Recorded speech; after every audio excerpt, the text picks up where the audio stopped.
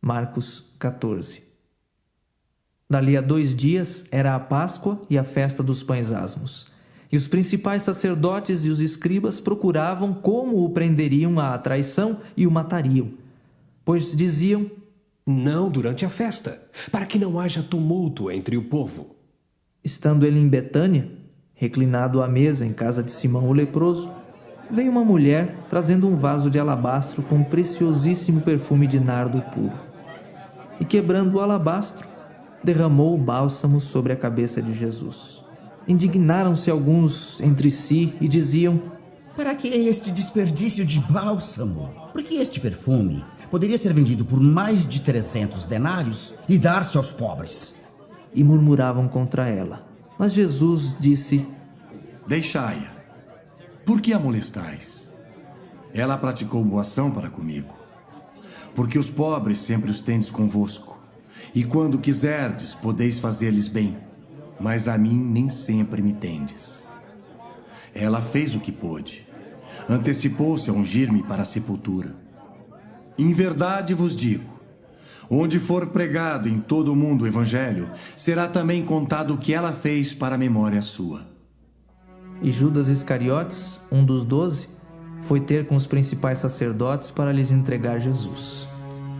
Eles, ouvindo-o, alegraram-se e lhe prometeram dinheiro. Nesse meio tempo, buscava ele uma boa ocasião para o entregar. E no primeiro dia da festa dos pães asmos, quando se fazia o sacrifício do cordeiro pascal, disseram-lhe seus discípulos: onde queres que vamos fazer os preparativos para comeres a Páscoa? Então enviou 2 dos seus discípulos, dizendo-lhes: ide à cidade e vos sairá ao encontro um homem trazendo um cântaro de água. Seguiu e dizei ao dono da casa onde ele entrar que o mestre pergunta: onde é o meu aposento no qual hei de comer a Páscoa com os meus discípulos? E ele vos mostrará um espaçoso cenáculo mobiliado e pronto. Ali fazei os preparativos. Saíram, pois, os discípulos, foram à cidade e, achando tudo como Jesus lhes tinha dito, prepararam a Páscoa. Ao cair da tarde, foi com os 12. Quando estavam à mesa e comiam, disse Jesus: em verdade vos digo que um dentre vós, o que come comigo, me trairá. E eles começaram a entristecer-se e a dizer-lhe um após outro: porventura, sou eu? Respondeu-lhes: é um dos 12 o que mete comigo a mão no prato. Pois o Filho do Homem vai, como está escrito a seu respeito.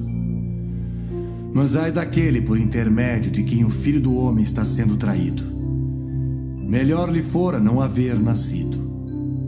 E enquanto comiam, tomou Jesus um pão e, abençoando-o, o partiu e lhes deu, dizendo: tomai, isto é o meu corpo. A seguir, tomou Jesus um cálice e, tendo dado graças, o deu aos seus discípulos, e todos beberam dele. Então lhes disse: isto é o meu sangue, o sangue da nova aliança derramado em favor de muitos.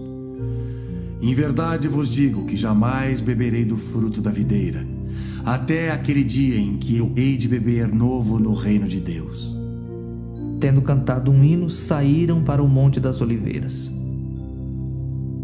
Então lhes disse Jesus: todos vós vos escandalizareis porque está escrito: ferirei o pastor e as ovelhas ficarão dispersas. Mas depois da minha ressurreição, irei adiante de vós para a Galileia. Disse-lhe Pedro: ainda que todos se escandalizem, eu jamais. Respondeu-lhe Jesus: em verdade te digo que hoje, nesta noite, antes que 2 vezes cante o galo, tu me negarás 3 vezes. Mas ele insistia com mais veemência: ainda que me seja necessário morrer contigo, de nenhum modo te negarei. Assim disseram todos. Então foram a um lugar chamado Getsêmani. Ali chegados, disse Jesus a seus discípulos: assentai-vos aqui, enquanto eu vou orar. E levando consigo a Pedro, Tiago e João, começou a sentir-se tomado de pavor e de angústia. E lhes disse: A minha alma está profundamente triste até a morte. Ficai aqui e vigiai. E adiantando-se um pouco, prostrou-se em terra e orava para que, se possível, lhe fosse poupada aquela hora. E dizia: Abba, Pai, tudo te é possível. Passa de mim este cálice. Contudo, não seja o que eu quero, e sim o que tu queres. Voltando, achou-os dormindo e disse a Pedro: Simão, tu dormes? Não pudeste vigiar nem uma hora? Vigiai e orai para que não entreis em tentação. O espírito, na verdade, está pronto, mas a carne é fraca. Retirando-se de novo, orou, repetindo as mesmas palavras.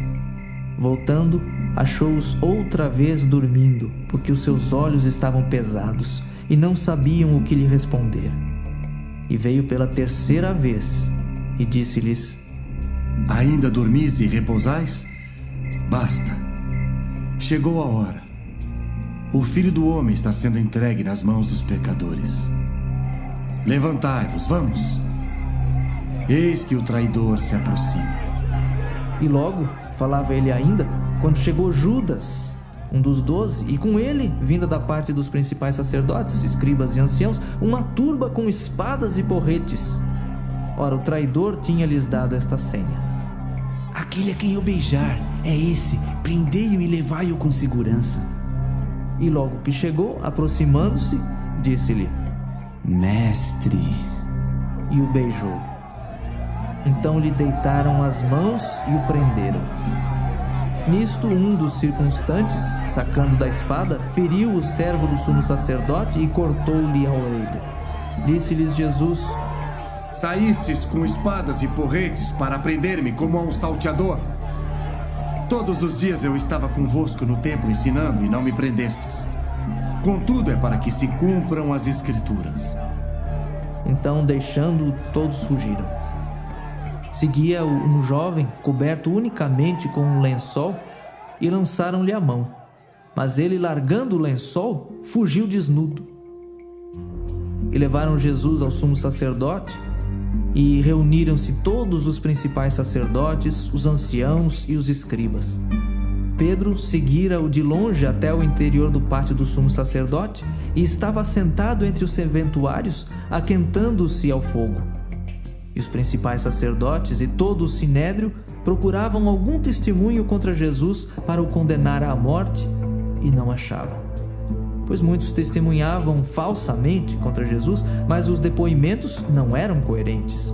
E levantando-se alguns, testificavam falsamente, dizendo: Nós o ouvimos declarar: Eu destruirei este santuário edificado por mãos humanas, e em 3 dias construirei outro, não por mãos humanas. Nem assim o testemunho deles era coerente. Levantando-se o sumo sacerdote, no meio, perguntou a Jesus: Nada respondes ao que estes depõem contra ti? Ele, porém, guardou silêncio e nada respondeu.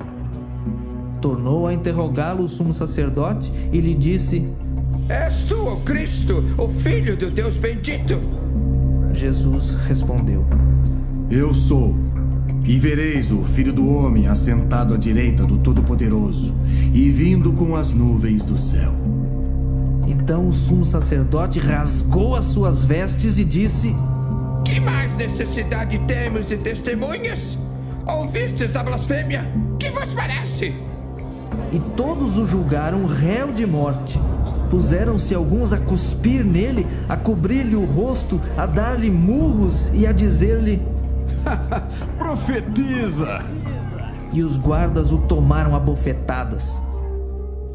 Estando Pedro embaixo no pátio, veio uma das criadas do sumo sacerdote e, vendo a Pedro, que se aquentava, fixou-o e disse: Tu também estavas com Jesus o Nazareno. Mas ele o negou, dizendo: Não o conheço, nem compreendo o que dizes. E saiu para o alpendre, e o galo cantou. E a criada, vendo, tornou a dizer aos circunstantes: Este é um deles. Mas ele outra vez o negou. E pouco depois, os que ali estavam disseram a Pedro: verdadeiramente és um deles, porque também tu és Galileu. Ele, porém, começou a praguejar e a jurar: Não conheço esse homem de quem falais. E logo cantou o galo pela segunda vez. Então Pedro se lembrou da palavra que Jesus lhe dissera: Antes que 2 vezes cante o galo, tu me negarás 3 vezes. E caindo em si, desatou a chorar.